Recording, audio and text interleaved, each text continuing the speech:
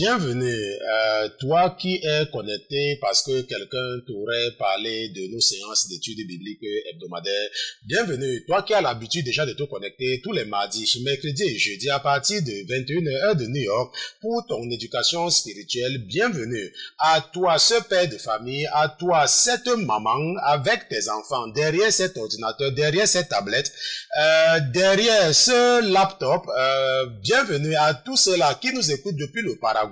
Je remercie également ceux-là qui nous écoutent depuis les pays asiatiques, mais un salut particulier à ceux-là qui nous écoutent depuis les pays arabes, n'est-ce pas, le Yémen, l'Iran, l'Irak, l'Azerbaïdjan, tous ces pays où les chrétiens sont persécutés. Nous saluons également ceux-là qui nous écoutent du côté de la Chine. Je remercie le Seigneur Jésus-Christ pour ta vie. Je remercie le Seigneur Jésus-Christ pour vos vies. Je le remercie d'avoir mis dans vos cœurs de vous intéresser à la spiritualité. La parole de Dieu nous enseigne dans le livre d'Exode.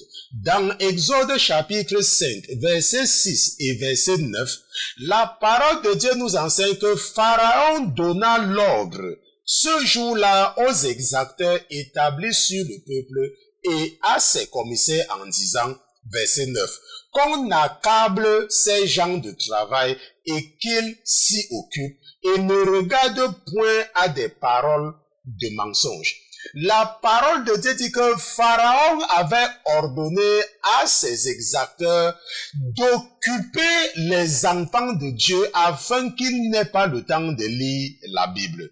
La parole de Dieu dit que Pharaon les avait dit que accablez-les de travail. Comme ça, ils n'auront pas le temps d'écouter Moïse. La parole de Dieu dit que Pharaon avait trouvé un moyen efficace pour empêcher les enfants d'Israël d'écouter le message de celui que leur père avait envoyé pour les délivrer de la captivité.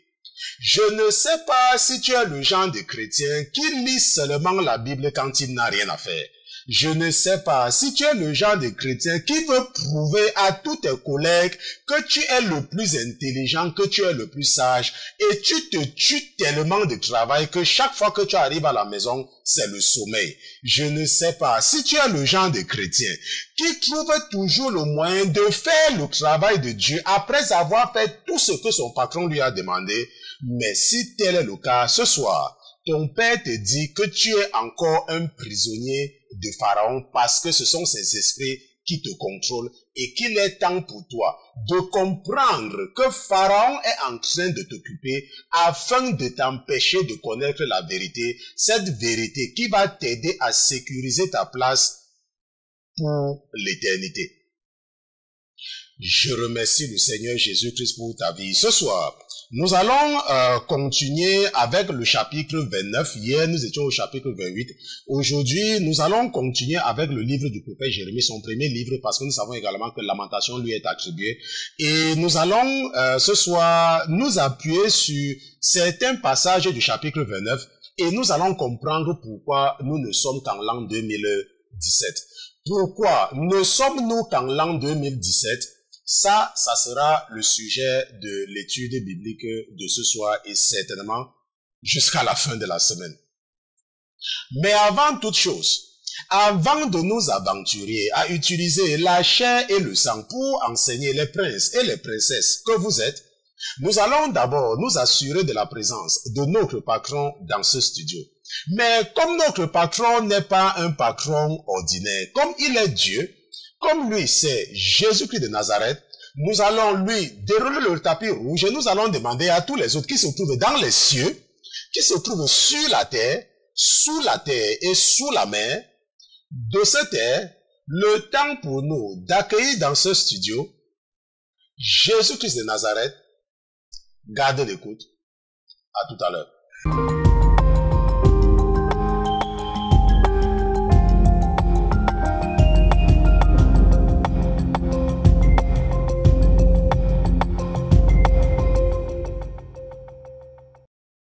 Mon roi, dès d'être toujours présent avec nous.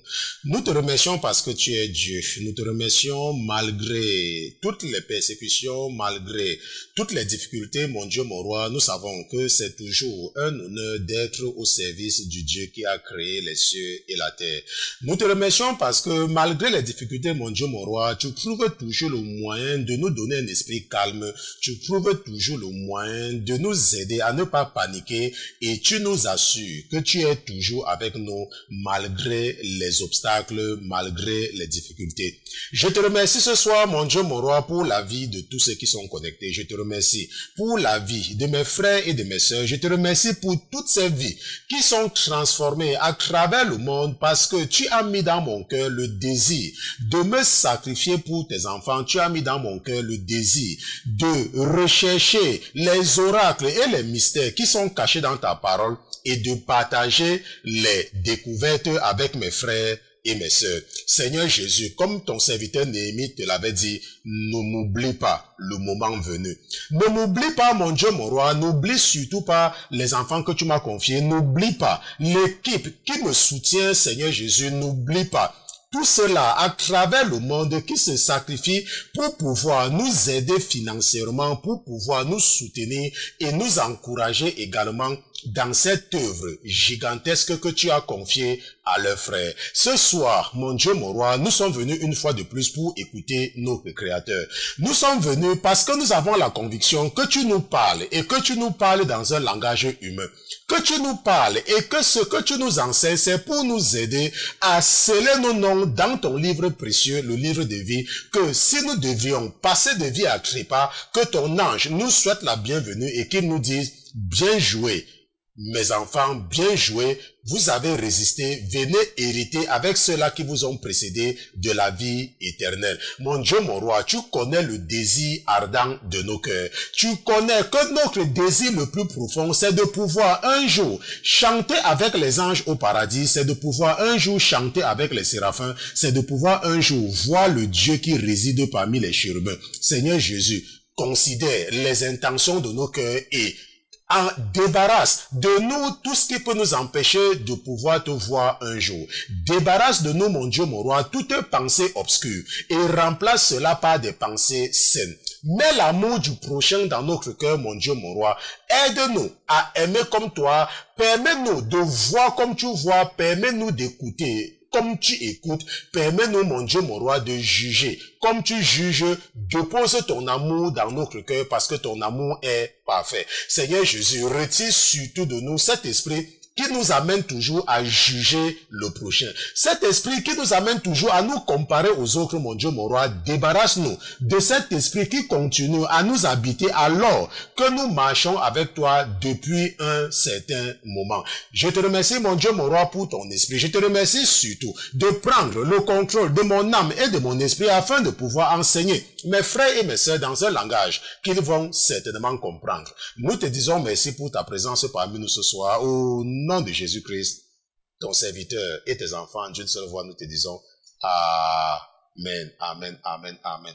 Donc, nous remercions Dieu pour Jésus-Christ, nous remercions Jésus-Christ pour sa présence parmi nous ce soir. Nous le remercions parce qu'il est Dieu. Nous le remercions parce que malgré toutes les difficultés, n'est-ce pas, nous ne paniquons jamais. Tout à l'heure, vous avez constaté que la transition a tellement duré parce qu'on s'est rendu compte pendant la transition qu'il y avait un problème, n'est-ce pas, au niveau de la vidéo. Mais on ne s'inquiétait pas, ça, pour vous dire vrai, ça, on était calme, on cherchait seulement à améliorer. Ce n'était pas que ça ne passait pas, mais la qualité, on était en train de nous inquiéter, mais je me suis rendu compte finalement que ça doit être mon retour, parce que j'ai un retour devant moi et mon épouse a un retour au niveau de la caméra. Et c'est après que je me suis rendu compte que son retour est bien, donc le problème doit certainement se situer au niveau de mon retour, et ça, je vais m'occuper de ça après. Donc, nous remercions Dieu, n'est-ce pas, pour Jésus-Christ, et nous remercions le Seigneur d'être avec nous ce soir. Et nous le remercions parce que lorsque j'étais en train de vouloir préparer l'enseignement de ce soir, je voulais en fait enseigner sur autre chose, mais immédiatement l'Esprit m'a rappelé que tu as déjà oublié. Ok? Pourquoi? Parce que la plupart du temps, les sujets que je vous enseigne sont inspirés. Ce n'est pas, et je dis toujours ça à votre sœur, n'est-ce pas, qui s'occupe des aspects Internet, c'est que je ne connais souvent pas, comme là où je vous parle là, je ne sais pas ce que je vais enseigner la semaine prochaine. Sauf lorsque nous sommes dans une série. Si c'est une série, là, je sais. Mais parfois, je ne sais pas. C'est généralement quand je suis en train de lire, n'est-ce pas, que je reçois aussi, n'est-ce pas, le sujet. Et lorsque je préparais l'étude biblique d'hier, l'esprit qui est en moi m'a suggéré ce que je dois enseigner après. Mais au lieu d'écrire, je n'avais pas écrit. Parce que souvent, quand ça me dit ça, j'écris. Mais là, je n'avais pas écrit. Parce que certainement, j'étais vraiment très pris sur certains passages et je n'avais pas écrit. Et aujourd'hui, lorsque je suis parti et que je voulais préparer l'enseignement, je voulais parler d'autre chose. Mais l'esprit m'a dit que mais, tu as oublié ce que je t'ai dit. Et ça m'a rappelé pourquoi ne sommes-nous qu'en l'an 2017. Qu'il est très important, n'est-ce pas, de vous enseigner quelque chose de très important, n'est-ce pas, et tu vas certainement, n'est-ce pas, être transformé après avoir écouté les 2 séries. Je vais m'arranger à faire ça en 2 séries seulement, en restant toujours dans le chapitre 29 du livre du prophète Jérémie. Pourquoi ne sommes-nous qu'en 2017? Donc, pourquoi ne sommes-nous qu'en 2017? Et tous les prophètes, n'est-ce pas, nous parlent de la fin des temps. Tout, n'est-ce pas, il y a tellement de révélations, n'est-ce pas, les gens sont en train de voir des choses à gauche et à droite, n'est-ce pas, moi-même qui vous parle, je vous ai dit qu'à 2 reprises déjà, n'est-ce pas, le Seigneur m'a montré que la fin est proche. Et tous les prophètes, n'est-ce pas, vous diront la même chose. Maintenant, mais pourquoi est-ce que la Bible dit que Dieu a créé le monde en 6 jours et il s'est reposé le 7e jour. Et nous savons que un jour pour Dieu, c'est comme 1000 ans pour nous, selon ce que la Bible nous dit. Mais pourquoi notre calendrier n'est qu'en 2017? Et pourquoi est-ce qu'on parlait de la fin du temps, n'est-ce pas? Qu'est-ce qui peut te permettre de savoir exactement, selon le calendrier, n'est-ce pas? Selon notre calendrier, ou le calendrier des Juifs, ou le calendrier de Dieu, quelle période exactement sommes-nous? Et pourquoi est-ce que le calendrier que nous utilisons, qui est le calendrier grégorien, pourquoi ce calendrier nous dit que nous sommes seulement en l'an 2017, n'est-ce pas? C'est ce que je vais me forcer de vous amener à comprendre, ok? C'est ce que je vais me forcer. Et je suis persuadé que si votre père a insisté que je vous enseigne ceci, c'est parce qu'il y en a encore certains parmi vous qui continuent à dormir, n'est-ce pas? Qui continuent à croire qu'il y a encore assez de temps, n'est-ce pas? Et ça, je vais me forcer de rendre cet enseignement au niveau même de quelqu'un qui ne connaît pas Jésus. Ok, c'est ce que je vais me forcer de faire. Ok, allons un peu dans Jérémie chapitre 29. Allons dans Jérémie chapitre 29, nous allons lire à partir du verset 7. Donc j'attends tous ceux qui veulent y aller. Donc j'attends juste tous ceux qui veulent aller. C'était le retour du frère Pierre. Et je sais qu'il sait maintenant que tout est rentré dans l'ordre. On avait juste un problème au niveau de la vidéo. Et comme c'est lui qui s'occupe de cela, je ne voulais pas qu'il, n'est-ce pas, me demande ce qui s'est passé. Je voulais m'arranger que tout passe normalement. Donc, Jérémie chapitre 29, nous lisons à partir du verset 7. Voilà ce que le prophète Jérémie dit. Jérémie dit à ceux qui ont été emportés, donc dans la première vague des captifs. J'ai enseigné ça plusieurs fois, ok? Il y a eu deux vagues de captifs. Il y a une première vague qui a été emportée, n'est-ce pas, avec Jéconia. Et après cela, il y aura une deuxième vague qui va maintenant partir après la chute de Sédécias ou Matania. Ok? Il faut comprendre qu'il y a eu deux vagues de captifs. Et parmi ces vagues de captifs, n'est-ce pas, c'est l'une de ces vagues que Daniel, Ézéchiel, n'est-ce pas, ceux-là seront dans ces vagues-là. Mais Jérémie ne sera pas emporté, n'est-ce pas? Jérémie, lui, va rester. Et l'histoire, pas la Bible, l'histoire va nous enseigner qu'après, n'est-ce pas, il va s'exiler en Égypte, quelque chose comme ça. Bon, comme ce n'est pas dans la Bible, ne nous intéressons pas trop à cela.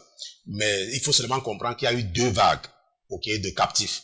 La première vague, n'est-ce pas, avec Jéconia, et la deuxième vague avec Sédécias. Mais Sédécias, lui, ne va pas arriver là-bas. La Bible nous dit qu'on va percer ses yeux, n'est-ce pas, devant ses enfants. On va d'abord tuer tous ses enfants devant lui, et après, on va lui percer les yeux. Ok? Donc, et la Bible nous dit donc que lorsque la première vague va partir, le prophète va envoyer une lettre, n'est-ce pas, aux captifs qui sont déjà à Babylone, par l'entremise d'un des envoyés du roi. Tu vas te poser la question que, mais, pasteur Christian, comment est-ce qu'il avait pu envoyer la lettre par un ministre du roi? C'est comme ça. Il y a beaucoup d'hommes politiques qui sont des chrétiens, hein, il faut vous tenir tranquille. Dieu a placé ses espions partout. Il y a des vrais chrétiens qui sont commissaires de police. Il y a des vrais chrétiens qui sont magistrats. Les vrais chrétiens qui sont ministres. Des très vrais chrétiens. Ok, il ne faut pas toujours croire, et je vous ai dit plusieurs fois, il ne faut pas toujours croire que quand vous voyez un homme politique, ça veut dire qu'il est forcément, n'est-ce pas, il peut même être dans ces conneries-là. Mais Dieu est en train de l'utiliser. C'est pour ça qu'il est très important de ne pas, il faut apprendre à ne pas juger les gens. N'est-ce pas? Cherche à te former d'abord toi-même. Cherche à t'assurer d'abord toi-même que ta place est sécurisée au paradis. Avant de passer le temps, quand tu vois quelqu'un, tu passes le temps à juger la personne. Je ne dis pas que tu ne dois pas juger celui qui porte la statue de Marie, parce que ça c'est évident, ça c'est une abomination. Je ne dis pas que tu ne dois pas juger la personne qui porte la statue de Jésus, ça c'est déjà une abomination, ça c'est évident. Je ne dis pas que tu ne dois pas juger un voleur. Si quelqu'un a volé, tu dis qu'il a volé, ça ce n'est pas le jugement. Mais je dis que lorsque tu n'es pas sûr de quelque chose, ferme ta bouche. Si tu n'es pas sûr de quelque chose, ferme ta bouche. Maintenant, Jérémie chapitre 29, verset 7.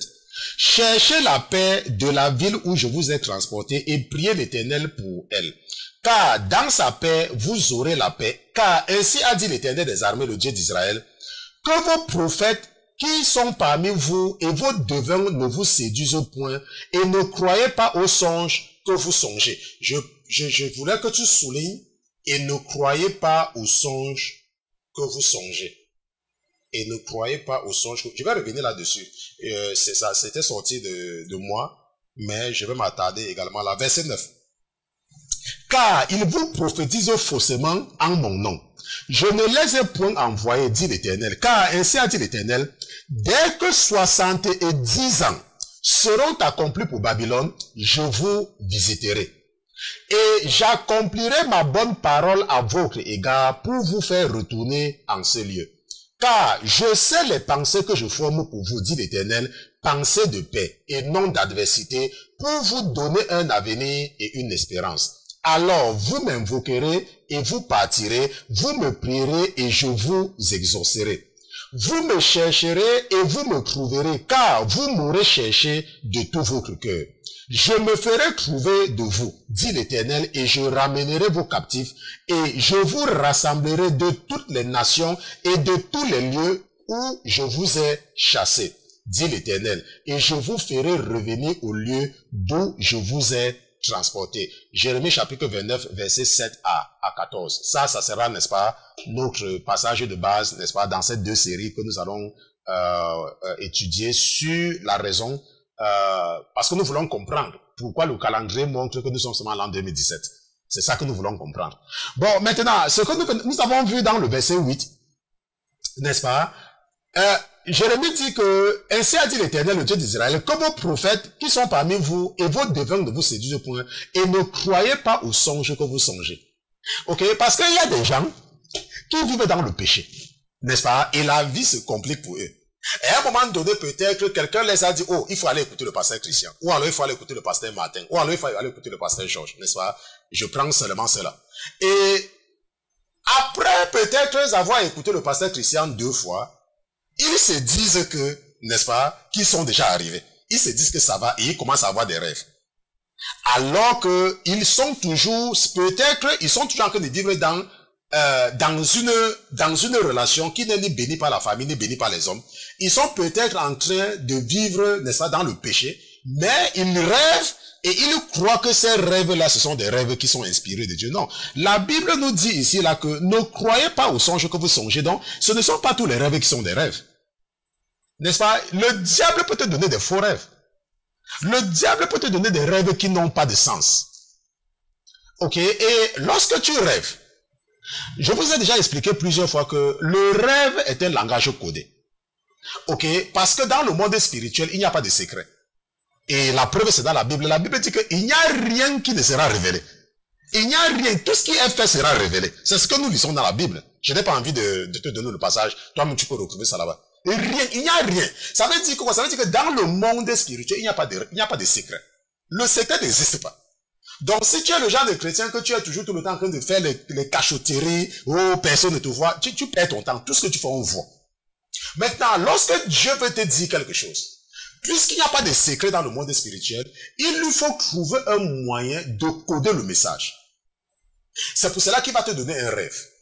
Et dans le rêve qu'il va te donner, toutes les parties du rêve ne sont pas importantes. Ce ne sont pas toutes les parties du rêve qui sont importantes. Il y a des parties qui ne sont que des fausses pistes.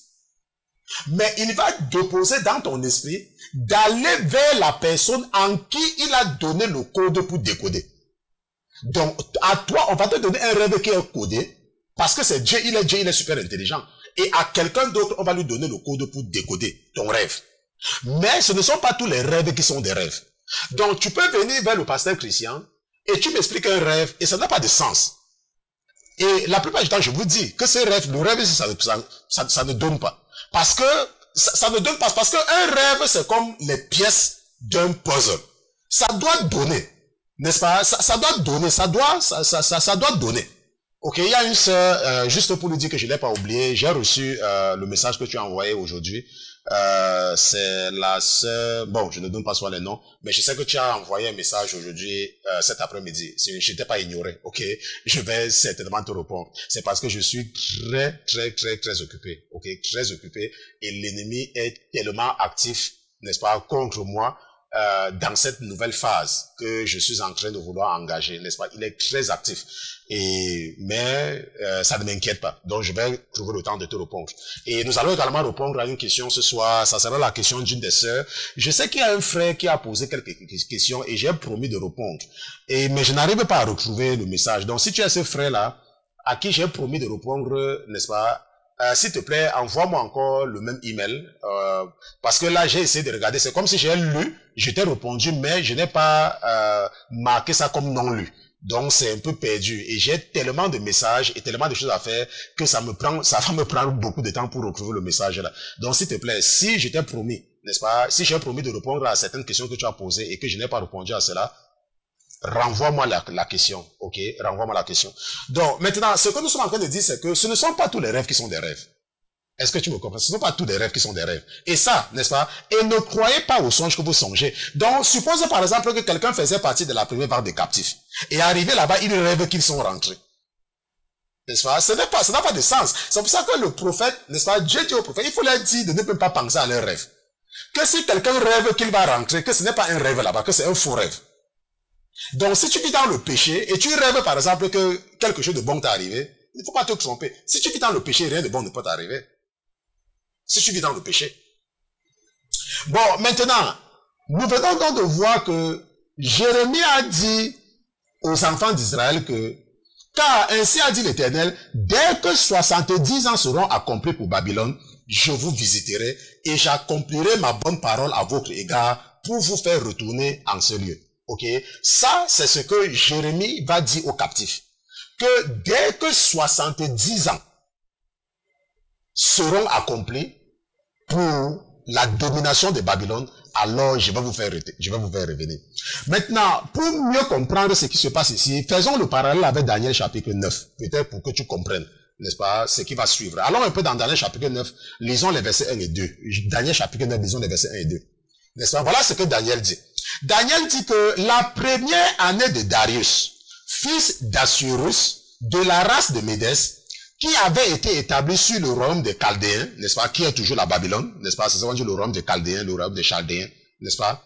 La première année de son règne, moi, Daniel, je compris par les livres que le nombre des années dont l'Éternel avait parlé au prophète Jérémie pour finir les désolations de Jérusalem était de 70 ans. Maintenant, aujourd'hui, c'est facile pour toi de savoir que la captivité a duré 70 ans. Aujourd'hui, c'est facile pour toi parce qu'il y a quelqu'un qui t'enseigne. Ok, tu as quelqu'un qui t'enseigne, il y a beaucoup de personnes qui parlent, n'est-ce pas, de 70 ans de captivité. C'est facile pour toi de comprendre. Bon, maintenant, c'est un peu comme pour t'aider à te placer à la place des enfants d'Israël. Mets-toi maintenant, suppose que c'est comme par exemple, aujourd'hui là, nous prêchons la fin des temps. N'est-ce pas? Maintenant, après la fin des temps, ceux qui vont rester, ceux qui ne seront pas enlevés, vont comprendre que, oh, il y avait le pasteur Christian qui nous avertissait. Est-ce que tu vois? Mais là, maintenant, il y a des gens qui ne comprennent pas. C'est la même chose quand ils étaient dans cette période-là, quand ils étaient en Babylone. Ils savaient, on disait seulement que Jérémie avait dit. Ça, c'est pour ceux qui croyaient. Mais ce n'est pas tout le monde qui croyait. Parce que ce n'est pas, certains sont nés en Babylone. Et on les parlait. On les parlait seulement que non, vous venez d'un certain pays, mais certains ne croyaient parce qu'ils partaient dans la même école que les Babyloniens, les Chaldéens et tout et tout. C'est aujourd'hui la même chose. Il y a des gens qui sont par exemple nés dans des familles qui ne croient pas en Dieu. Donc quand tu leur parles de Dieu, ça n'a pas de sens pour eux. Donc il faut seulement essayer de comprendre que c'est le même contexte. Donc maintenant, Daniel dit que il avait compris par les Écritures. Voilà ce que Daniel dit. Daniel dit que moi, Daniel, je compris par les livres. Je compris par les livres. C'est comme je peux pas dire que moi, le pasteur Christian, j'ai compris que le péché est dangereux. C'est comme je peux dire que moi, le pasteur Christian, j'ai compris que, n'est-ce pas, la fin du monde, ou bien quelque chose, n'importe quoi. J'ai compris. Moi, le pasteur Christian, j'ai compris que personne ne peut te dire quand la fin du monde va arriver, mais la fin du monde va arriver. Est-ce que tu comprends? Donc, Daniel dit qu'il étudiait la Bible. Et il a vu quelque part ce que Jérémie avait dit. Que Jérémie avait dit que 70 ans doivent s'écouler. Et qu'est-ce que Daniel a constaté? Daniel a constaté que les 70 ans étaient presque proches. Ou c'était déjà presque là. Maintenant, la question que ça nous pose, c'est que comment Daniel avait fait pour savoir que les 70 ans étaient proches, ou alors que les 70 ans étaient accomplis? Comment est-ce qu'il avait fait pour savoir? Parce que Jérémie avait parlé lorsqu'ils étaient en Israël. Et les Chaldéens étaient un pays lointain. C'est un peu comme, bon, pourquoi un peu comme? Ce n'est même pas comme un peu comme, n'est-ce pas? Eux, ils étaient ici, là où vous voyez Jérusalem maintenant, parce que c'est exactement là où ils étaient. Ça n'a pas changé. Ils étaient là, n'est-ce pas? Et nous savons que la Mésopotamie ancienne, là où se trouvait la Babylone et tout, se trouve, n'est-ce pas, dans le territoire, n'est-ce pas, entre la Turquie, n'est-ce pas, l'Irak, dans cette zone-là. Ok. Et vers quelque part là-bas. Bon, maintenant, de nos jours, tu peux voir que ce n'est pas loin. Mais à leur temps, c'était très loin. Parce que de nos jours, nous avons les avions. Mais à ce temps, il n'y avait pas les avions. Donc, c'était vraiment très loin. Et ce n'était pas comme maintenant qu'il y a Internet, il y a ceci, il y a cela. Non, c'était vraiment séparé. Donc, Daniel a fait comment pour calculer les 70 ans? Ça, c'est ce qui nous intéresse. Pourquoi est-ce que nous ne sommes qu'en l'an 2017? Et nous allons comprendre que les enfants d'Israël ont une certaine mesure du temps, qui n'était pas forcément la même mesure du temps que les Chaldéens. Les enfants d'Israël ont leur mesure du temps.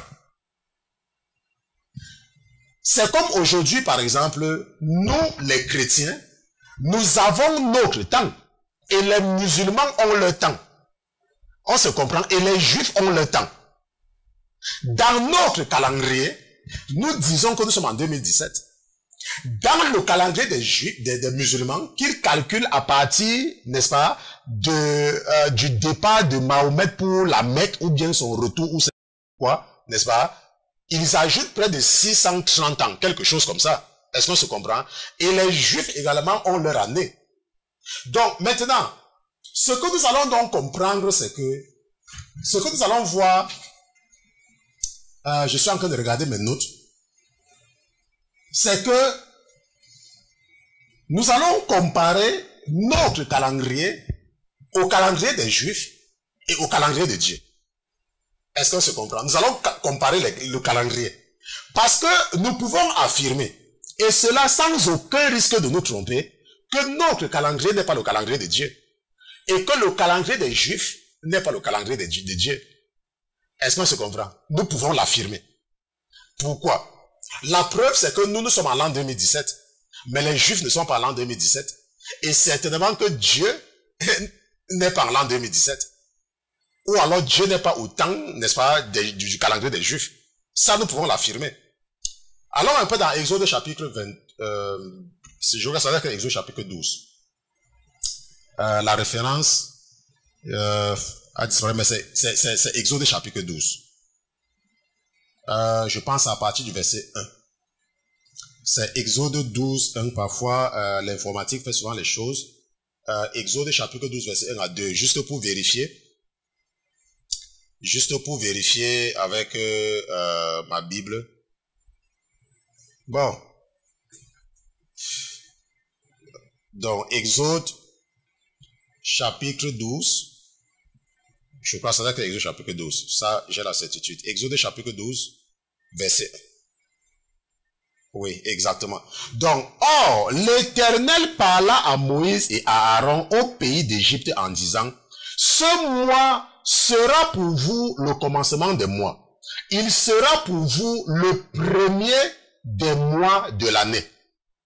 Ok, la Bible dit que lorsque les enfants d'Israël étaient en Égypte, Jésus va leur dire que ce mois-ci sera pour vous, n'est-ce pas, le commencement des mois. Il sera pour vous le premier mois de l'année. Maintenant, ça, quand est-ce qu'il leur avait dit ça? Il leur avait dit ça le jour qu'il leur avait demandé, n'est-ce pas, de célébrer la Pâque. N'est-ce pas, lors de leur sortie, ou alors la veille de leur sortie de l'Égypte. Ok? La Bible dit que le jour ou le temps que Dieu avait dit à Moïse, que demandez à tous les Juifs, tous les Hébreux, de tuer chacun un agneau et de mettre sur la porte, n'est-ce pas, le sang, pour que l'âge de la mort passe.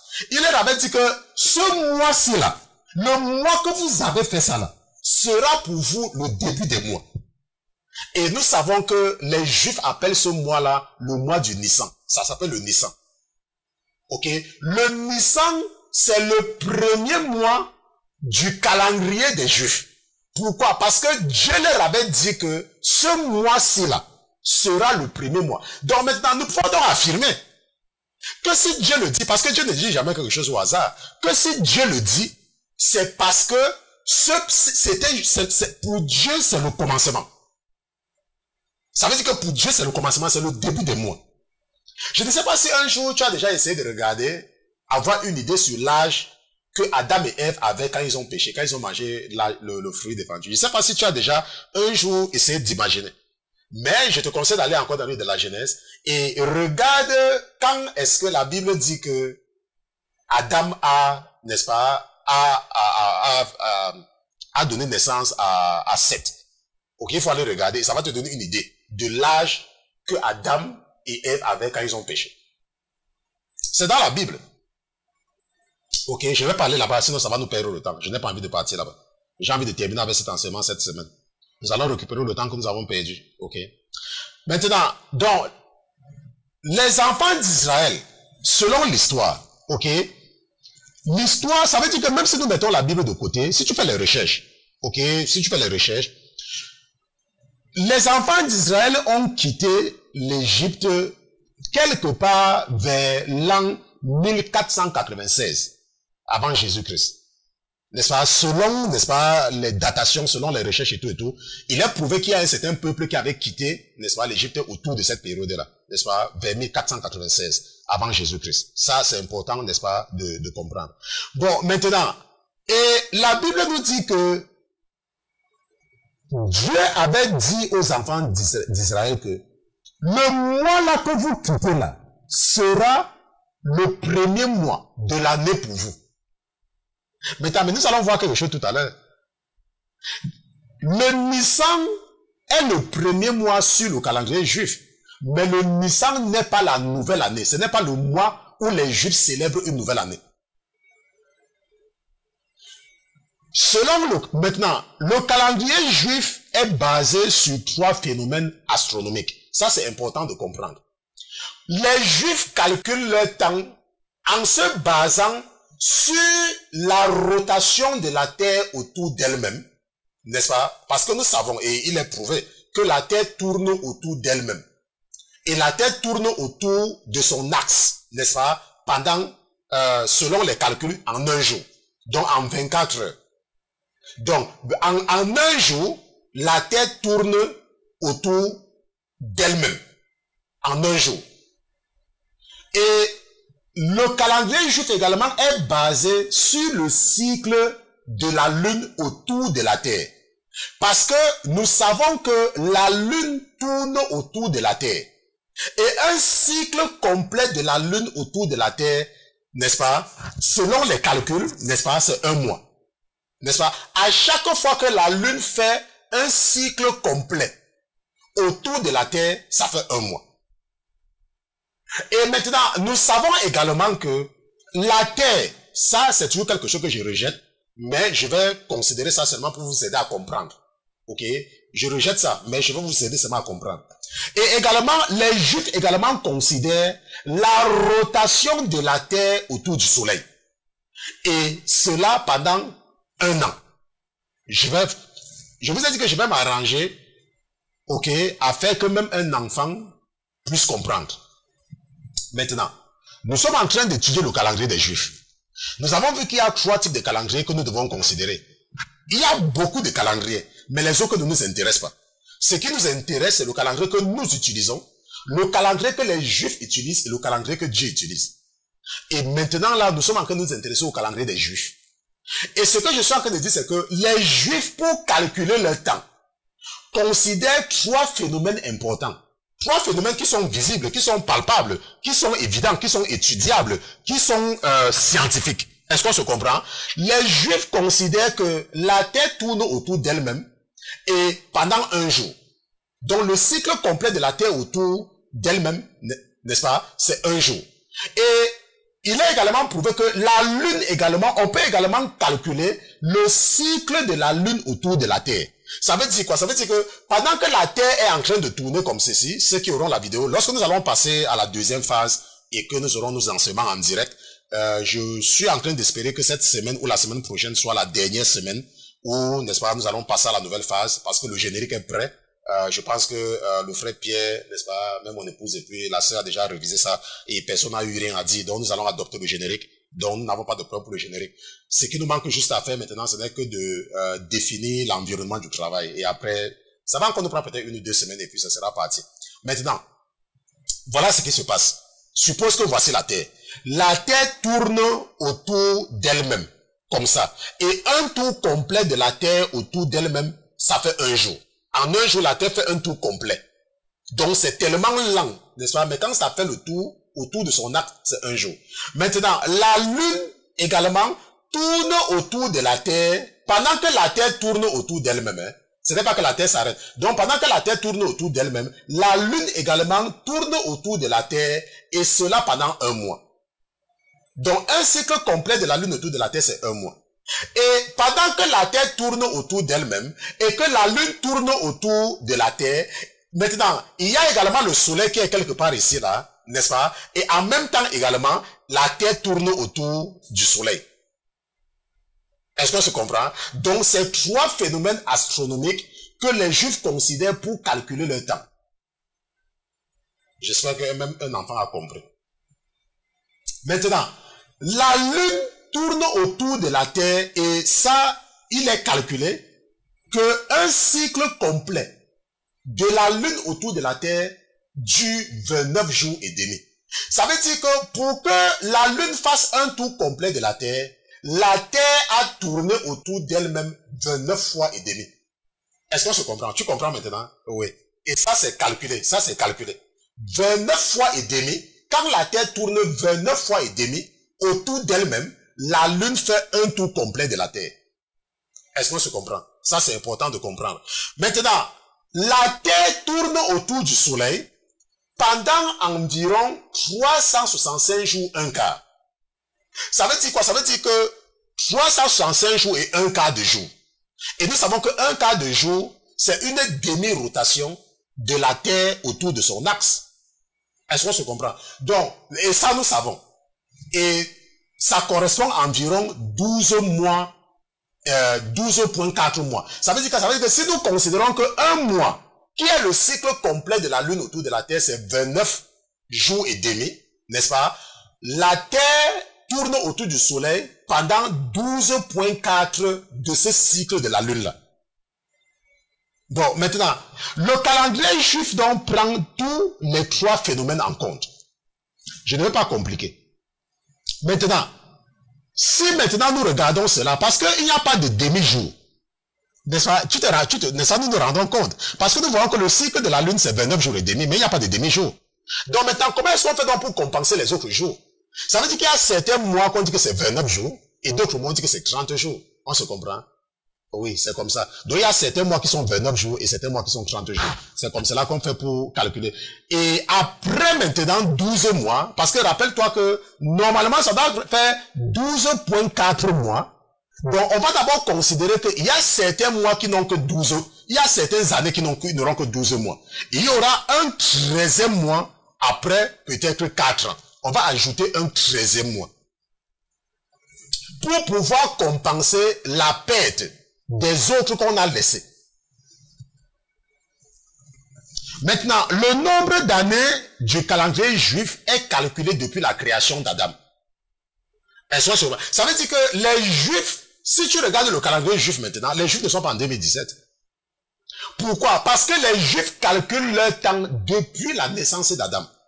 Et tu vas me dire que, mais pasteur Christian, comment est-ce qu'ils ont fait pour calculer la naissance d'Adam? Ils sont partis dans la Bible, dans les Écritures, ce qu'ils ont. Et ils ont calculé selon la Bible le temps que la Bible a dit. Si tu prends la Bible, on va te dire que Adam a vécu 100, a vécu tel nombre d'années et il engendra tel. Et après, tel a vécu tel nombre d'années et il engendra tel. Et puis tel a vécu tel nombre d'années et il engendra tel. Ainsi de suite, jusqu'à Ruth, n'est-ce pas?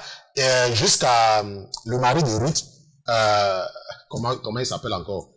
Nous avons vu ça dans Ruth, n'est-ce pas? Quand on lisait le livre de Ruth, comment il s'appelle? Bon, parce que je ne suis pas là-bas, je suis en train d'enseigner autre chose.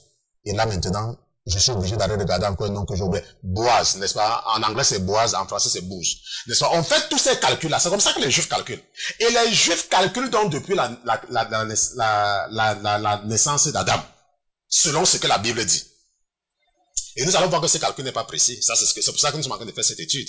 Ok? Et maintenant, tout à l'heure, je vous ai dit que le premier mois du calendrier juif, c'est le Nissan. Mais les Juifs ne célèbrent pas la nouvelle année pendant le Nissan. Et si nous comparons le Nissan à notre calendrier, le calendrier grégorien que nous utilisons, le Nissan juif, le premier mois des Juifs, correspond au mois de mars-avril dans notre calendrier.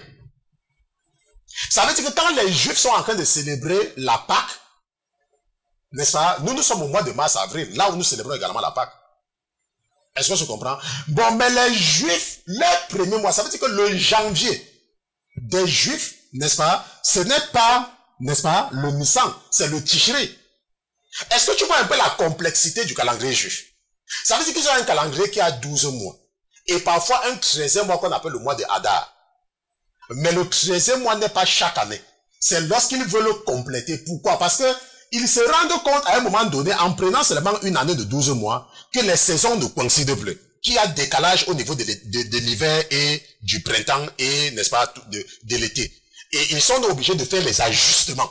Et c'est pour cela qu'ils ajoutent un 13e mois pour compenser et pour que ça puisse concorder avec les saisons. Le premier mois dans le calendrier juif, n'est-ce pas, c'est le Nissan. Le deuxième mois, c'est le mois de Iyar. Le troisième, c'est le mois de Sivan. Ils ont le mois de Tammuz, n'est-ce pas, qui tombe entre juin et juillet. Ils ont le mois d'Av, n'est-ce pas, qui tombe entre juillet et août. Ils ont le mois de Elul, n'est-ce pas, août-septembre. Ils ont le début de leur année, qui est le Tishri, qui tombe entre septembre et octobre. Tu peux maintenant comprendre pourquoi l'école commence en ce temps-là. C'est comme nous. L'année académique n'est pas le début de l'année. L'année académique commence en octobre-septembre. Mais ce n'est pas le début de l'année. C'est la même chose. Il faut avoir la même compréhension avec le calendrier juif. Les Juifs ont leur premier mois, qui est le Nissan. Mais leur année ne commence pas au premier mois. Leur année commence au Tishri, qui est en réalité 1, 2, 3, 4, 5, 6, leur 7e mois. C'est comme l'année scolaire, c'est ce que je vais t'expliquer. C'est un peu comme parfois, si tu es par exemple un membre du gouvernement ou bien tu es responsable au ministère qui m'écoute, parce que tout le monde m'écoute, ok? Tu vas te rendre compte que lorsque vous calculez votre budget, vous ne calculez pas votre budget au 1er janvier. Alors que le 1er janvier, c'est là où, dans ton pays, vous célébrez la nouvelle an. C'est la même chose, il faut comprendre ça comme ça. Je veux seulement t'aider à comprendre. Donc, le 8e mois juif, c'est le Shevan. Après, nous avons le Kislev, nous avons le Tevet, nous avons le Shevat, et nous avons le Hadar normal, qui est le Hadar 1, lorsque l'année a 13 mois, et puis l'autre Hadar, ça veut dire que le 13e mois, c'est le Hadar, n'est-ce pas, qu'ils appellent souvent le Bet, n'est-ce pas? C'est ce que nous appelons parfois l'année bissextile. Ok, il y a parfois les années, n'est-ce pas, bissextiles, selon notre calendrier, ainsi de suite. Ok, bon, ça c'est ce que je voulais vous amener à comprendre.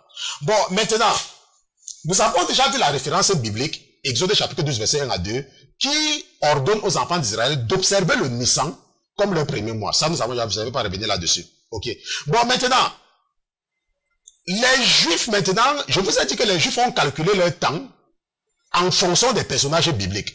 Et selon le calendrier juif, ils sont en l'an 5778, comme nous sommes en 2017. Selon le calendrier juif, ils sont en l'an 5778.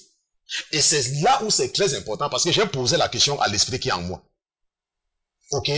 Parce que nous savons que la Bible nous dit que Dieu a créé l'homme et s'est reposé le 7e jour. Et nous savons que Dieu va se reposer le 7e jour. Et le 7e jour sera la fin de 6000 ans. Ça veut dire que lorsque 6000 ans seront accomplis, ça sera la fin.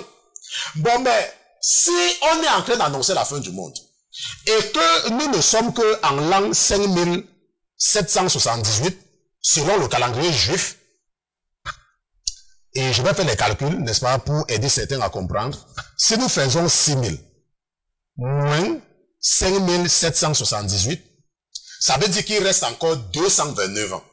Est-ce qu'on se comprend? Ça veut dire qu'il reste encore 229 ans pour atteindre 6000 ans. Qui doit normalement, si nous nous basons sur la Bible et si nous considérons le calendrier des Juifs, ça veut dire que moi, l'enlèvement va me trouver. Ça veut dire que je peux continuer à pécher comme je veux et la fin du mois va m'attraper. Parce qu'il y a encore un décalage de 229 ans. Mais nous allons comprendre pourquoi il ne faut pas se fier à ce mensonge-ci là. Et nous allons, tu vas comprendre. Ok? Ne te gêne pas, tu vas comprendre. Maintenant, il faut noter une chose. N'est-ce pas? C'est que lorsque les Juifs calculent leur temps, n'est-ce pas? Ils estiment que la création a eu lieu en l'an 3761 avant Jésus-Christ. Si tu fais les calculs, parce que nous sommes en l'an 2017, si tu regardes que ils sont en 5770, tu vas voir que 2017 plus 3761, ça fait 5778. Ok? Ça, si tu fais les calculs, tu vas voir.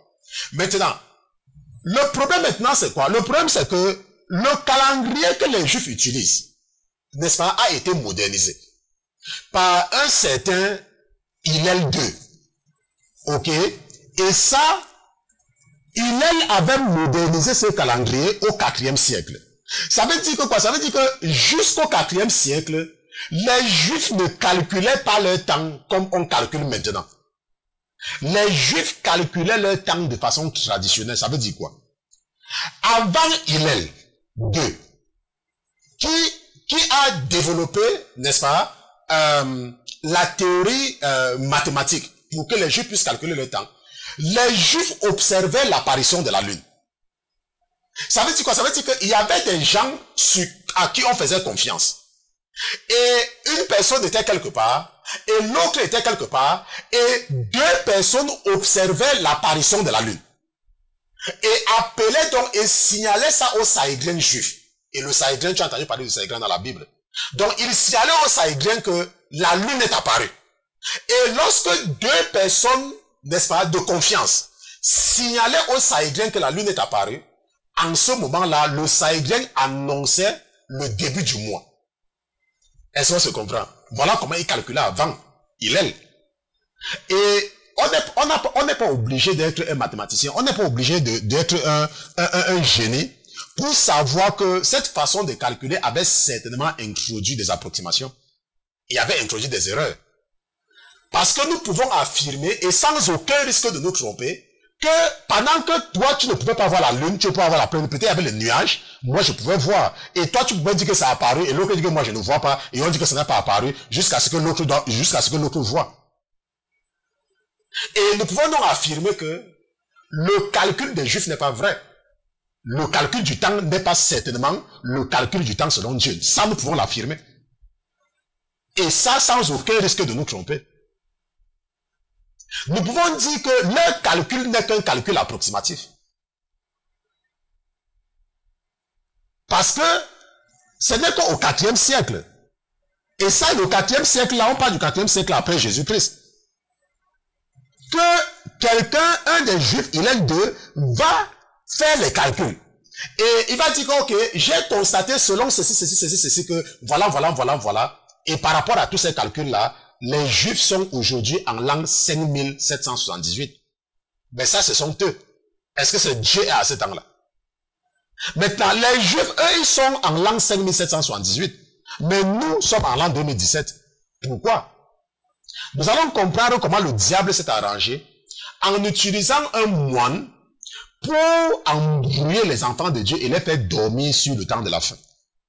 Ok? Et c'est ce qui va nous amener à nous intéresser au calendrier que nous utilisons, n'est-ce pas? Le calendrier grégorien. Nous allons étudier le calendrier de Dieu à la fin. Et nous allons comprendre pourquoi nous ne sommes qu'en l'an 2017. N'est-ce pas? Et nous allons nous intéresser au calendrier grégorien. Maintenant, le calendrier grégorien, c'est le calendrier que nous utilisons. C'est le calendrier qui dit que nous sommes aujourd'hui, le mercredi, si je ne me trompe pas, 27 septembre 2017. Ça, nous le disons parce que nous utilisons le calendrier grégorien.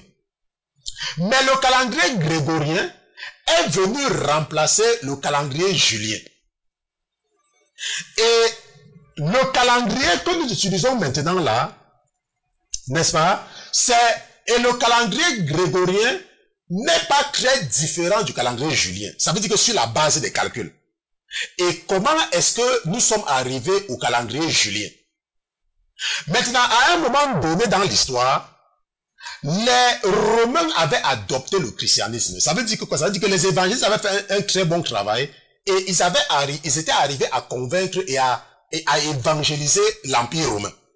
Et même le roi, même l'empereur romain croyait en Jésus-Christ. Et à cause de cela, les Romains vont donc investir dans le calcul du temps pour savoir exactement quand Jésus était né. C'est un peu comme aujourd'hui, si les États-Unis s'intéressent à quelque chose, alors on va faire les recherches par rapport à ça. C'est la même chose, c'est comme ça qu'il faut comprendre cela. Et en ce moment donc là, il y a un certain moine romain mathématicien, un certain moine, qui va donc faire des calculs pour pouvoir déterminer la naissance de Jésus-Christ par rapport à la création de l'Empire romain. Est-ce qu'on se comprend? Ça veut dire que quoi? Il connaissait quand l'Empire romain avait été établi. Et ils vont maintenant commencer à chercher quand est-ce que Jésus est né par rapport à la création de l'Empire romain. Ce n'est pas par rapport au début du temps, mais par rapport à la création de l'Empire romain. C'est pour cela que tu te rends compte donc que notre temps, nous ne sommes que vers 2000. Parce que nous ne partons pas depuis le début du temps, mais nous partons par rapport à la création de l'Empire romain. Maintenant, qu'est-ce que ce moine-là va faire? Et quelle est l'erreur catastrophique qu'il va faire au moment de faire les calculs? Bon, mais nous, les enfants de Dieu, nous pouvons savoir que ce n'est pas une erreur, c'est le diable qui s'est arrangé à ce que ce soit comme ça. Ça, nous pouvons savoir, nous pouvons affirmer. Mais la raison pour laquelle tu es en train d'écouter ce message, c'est que tu dois faire très attention sur la vie que tu mènes. Il faut faire très attention parce que tu ne connais rien. Parfois, quand on te parle, on dit il faut abandonner, c'est dire que oh, mon pasteur n'a pas dit ce qu'on t'enseigne aujourd'hui, tu as déjà entendu ça un jour. Ton pasteur que tu dis qu'il a, tu avais entendu ça un jour. Pourquoi lorsqu'on te dit qu'il faut arrêter de faire ceci, il faut arrêter de faire cela, tu dis que oh, mon pasteur ne m'a jamais parlé de ça, donc ce n'est pas important. Tu connaissais ça, tout ce que tu apprends aujourd'hui là, tu connaissais. Ton pasteur ça a déjà enseigné ça un jour. Donc il faut te méfier. Nous allons nous arrêter ici parce que c'est ce que l'esprit qui est en moi est en train de m'exiger, parce que je vais vous expliquer le calendrier grégorien, le calendrier julien, n'est-ce pas, demain, et avec le calendrier de Dieu pour que vous compreniez mieux, parce que je n'ai pas envie de commencer quelque chose que je ne vais pas terminer, et après ça vous allez oublier, parce que certains parmi vous, vous allez partir manger. J'ai oublié de demander à mon épouse de chercher la transition de pasteur, j'ai une question, n'est-ce pas? Donc, nous allons donc prendre une pause, n'est-ce pas? Le temps pour nous de marquer la transition, et lorsque nous allons nous retrouver, ça sera avec la rubrique « Pasteur, j'ai une question ». À tout à l'heure.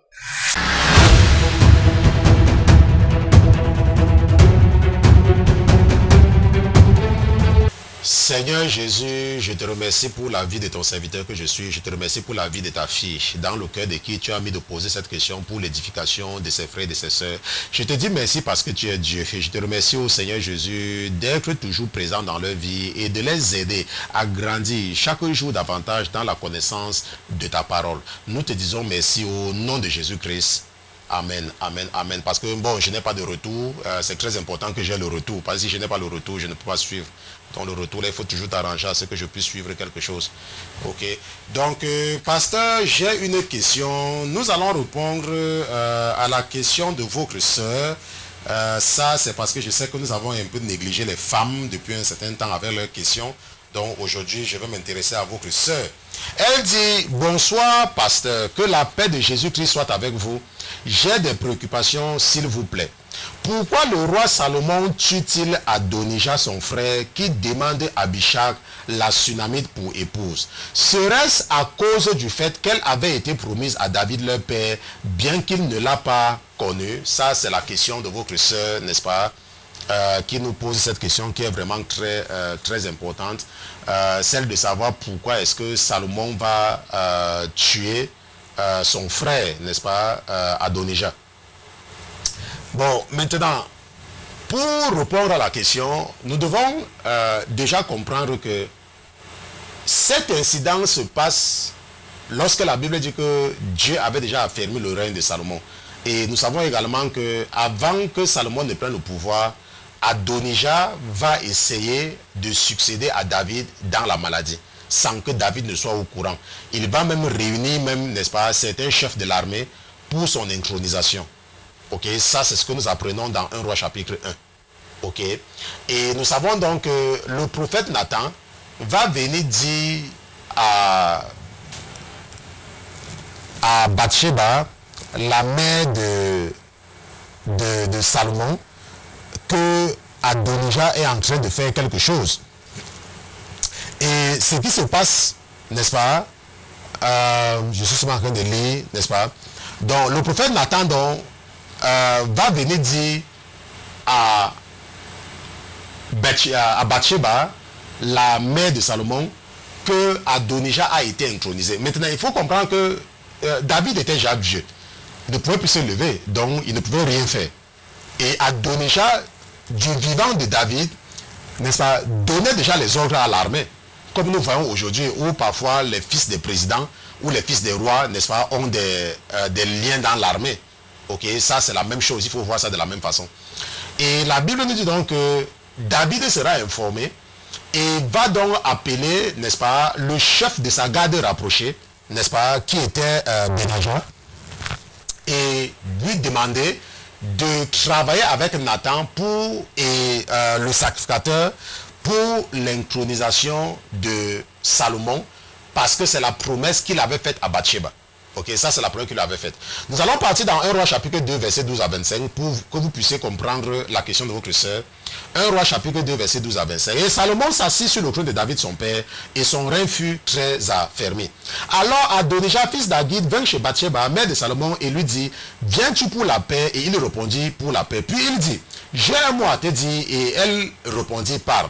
Et il dit, tu sais bien que le royaume m'appartenait, et que tout Israël s'attendait à ce que je régnasse. Mais la royauté a été transférée et elle est échue à mon frère parce que l'Éternel la lui a donné. Maintenant donc, j'ai une demande à te faire. Ne me la refusez pas. Et elle lui dit, parle. Et il dit, je te prie, dis au roi Salomon, car il ne te refusera pas, qu'il me donne pour femme Abishag la Sunamite. Bathsheba répondit, bien, je parlerai pour toi au roi. Bon, je vais m'arrêter là, ok? Et après, si tu es intéressé, tu peux lire la suite, n'est-ce pas? Comment Salomon va se fâcher et il va demander au chef de son armée, n'est-ce pas? Qui est... comment il s'appelait encore? Benaja, n'est-ce pas? Parce que lorsque Salomon va prendre le pouvoir, rappelle-toi que le commandant de l'armée de David, dont les enfants dont Abishai et Joab seront derrière Adonija, même pendant son intronisation. Donc Salomon, lorsqu'il va devenir roi, il va faire comme chef de son armée Benaja. N'est-ce pas? C'est Benaja, n'est-ce pas, qui sera le chef, donc le fils de Jéhojada. Mais au temps de David, nous savons que c'était Joab, n'est-ce pas, et Abishag. Ça, ce sont les fils de Thérouja. J'ai même fait un enseignement là, n'est-ce pas, sur les fils de Thérouja pour comprendre. Parce que c'est un esprit qui est très fort, n'est-ce pas, un esprit très terrible. Et quand tu pries, si tu sais utiliser les fils de Thérouja, si tu sais invoquer n'est-ce pas, les fils de Tirouja dans la prière, oh, même les sorciers de ton quartier auront peur de toi. J'ai fait un enseignement là-dessus, n'est-ce pas, les fils de Tirouja, n'est-ce pas, Joab et Abishai. Si tu n'as pas suivi, tu peux nous envoyer un email, contact à la sainteté.com et la sœur qui s'occupe du site, n'est-ce pas, et de tout cela va t'envoyer la référence biblique. Et tu sauras, n'est-ce pas, comment te lever dans le combat spirituel en invoquant les esprits de Joab et d'Abishai, n'est-ce pas, en fonction du français ou l'anglais que tu utilises. Bon, maintenant, la Bible nous dit donc que Salomon, n'est-ce pas, la mère de Salomon a venu lui dire, et Salomon va se mettre en colère et il va ordonner, n'est-ce pas, la mort de Adonijah. Parce que Salomon pouvait tuer Adonijah avant, n'est-ce pas, Salomon pouvait le faire avant. Mais il ne l'avait pas fait et il avait dit à Adonijah que si tu essaies encore, tu vas mourir. Maintenant, pourquoi est-ce que demander Abishai comme femme est dangereux et pourquoi est-ce que Salomon a pris ça au sérieux pour le tuer? Maintenant, il faut comprendre que Abishai était la femme, n'est-ce pas, de David. On savait, parce que la Bible dit qu'on avait fait venir une jeune fille et elle dormait avec David. Donc c'était sa femme. Tu ne peux pas me dire que tu dors avec une femme et elle n'est pas ta femme. Ok, elle dormait. David était seulement malade. Il ne pouvait rien, mais c'était sa femme. Donc maintenant, puisque Adonijah a dans son cœur de devenir roi, parce que ce qu'il fait ici, ce n'est que la ruse. Il faut savoir que le diable est très rusé. Ok, le diable est très rusé. Donc, il avait déjà essayé de prendre le pouvoir. Il a échoué. Et certainement qu'on lui avait conseillé, n'est-ce pas, on lui avait donné des conseils qui sont des conseils vrais. Que si tu arrives à avoir la femme de ton père, alors ça fait de toi le roi. Si tu arrives à avoir la femme de ton père, rappelle-toi, même dans la tradition de nos jours, mais ça, quand vous regardez les gens qui succèdent dans les traditions, n'est-ce pas, des hommes, parce que nous les chrétiens, les choses là ne nous intéressent pas. Lorsque quelqu'un succède à son père, qu'est-ce qu'il fait? Il couche avec les veuves de son père. Ça, c'est pour prendre le pouvoir de son père. Est-ce qu'on se comprend? Ça, c'est pour prendre le pouvoir de son père. Est-ce qu'on se comprend? Et ça se trouve dans la Bible. Lorsque l'un des fils de David avait fait le coup d'état à David, qu'est-ce qu'il avait fait? Il avait couché avec les femmes de son père pour prouver que c'est maintenant lui le roi. On se comprend? Donc ça, c'est important de comprendre. Donc, lorsque Adonijah vient demander la main de Abishai, c'est pour prendre la place de son... C'est pour devenir roi en fait. Mais il veut le faire de façon rusée. Et David, lui, va comprendre. Parce que rappelle-toi que David est sage. Et c'est pour cela que David va ordonner qu'on le tue. Parce que même comme on l'avait excusé la première fois, il a toujours en cœur de faire un coup d'état. Est-ce qu'on se comprend? C'est pour cela que David... Parce que quand tu couches avec la femme du roi, ça veut dire que tu es roi. On se comprend. Quand tu couches avec la femme du roi. Donc si David avait fait... Si Salomon avait fait l'erreur de donner à Abishai, ça veut dire que c'était comme il était en train de signer lui-même son arrêt de mort en tant que roi. On se comprend. Donc ça, c'est très important de comprendre. Et c'est pour cela donc que Salomon va ordonner, n'est-ce pas, la mort de son frère. Et Dieu également utilise cela pour nous montrer les dangers de la polygamie. N'est-ce pas, toi, n'est-ce pas, qu'au lieu de te contenter de ta femme et trouver le temps libre pour étudier la Bible, tu vois que tu as tellement de temps devant toi que le temps que tu as, qui est tellement beaucoup, c'est pour aller commettre des conneries dehors, afin de mettre ta famille dans des problèmes. Tu as beaucoup de choses à faire, tu peux étudier la Bible. Tu peux faire quelque chose pour le royaume, tu peux évangéliser. Tu peux t'engager dans le travail de Dieu si tu as tellement de temps. Ouvre-moi un orphelinat pour t'occuper des orphelins. Ton temps libre, ce n'est pas d'aller courir après les femmes. Ton temps libre, c'est de chercher à sécuriser ta place au paradis. Je m'adresse à toi qui me regarde. Oui, toi, c'est toi qui m'écoutes là, c'est à toi que je m'adresse. Donc arrête de faire les conneries derrière le dos de ton épouse parce que tu te dis que oh, Dieu n'a jamais condamné un polygame, c'est vrai, mais tes enfants vont souffrir. Et c'est de ton nom qu'on va se moquer, même quand tu seras à moi, on va quand même se moquer du nom. Ok. Donc nous sommes donc arrivés au terme, n'est-ce pas, de cette rubrique, parce que j'ai une question, n'est-ce pas? C'était pour répondre à votre sœur qui voulait savoir pourquoi Salomon va ordonner la mort de son frère Adonijah après avoir demandé la main de... après avoir demandé à Bathsheba de lui donner Abishag, n'est-ce pas? Ça, c'était pasteur, j'ai une question.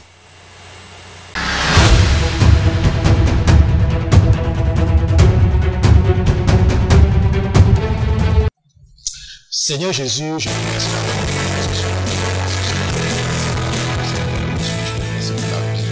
de l'équipe que tu as mise autour de moi. Seigneur Jésus, je te remercie surtout de l'esprit que tu m'as donné. Nous te remercions d'avoir été présent ce soir dans ce studio et nous te prions, mon Dieu, mon roi, d'être également présent demain lorsque nous allons nous retrouver pour une autre séance d'études bibliques. Seigneur Jésus, merci de ne jamais mépriser nos rendez-vous de la semaine. Je te confie mes frères et mes sœurs, mon Dieu, mon roi, et je prie que tu les protèges dans leur sommeil. Je prie au Seigneur Jésus que tu ne permettes pas à l'ennemi de venir les faire manger quelque chose dans leur sommeil, que tu ne permettes non plus à l'ennemi de venir les faire avoir des relations qu'ils ne veulent pas, parce que l'ennemi utilise leurs points vulnérables pour pouvoir faire avec eux des choses qui ne sont pas permises par leur Créateur. Nous te disons merci, mon Dieu, mon roi, pour ta miséricorde, et nous te remercions de nous couvrir avec des ailes de protection.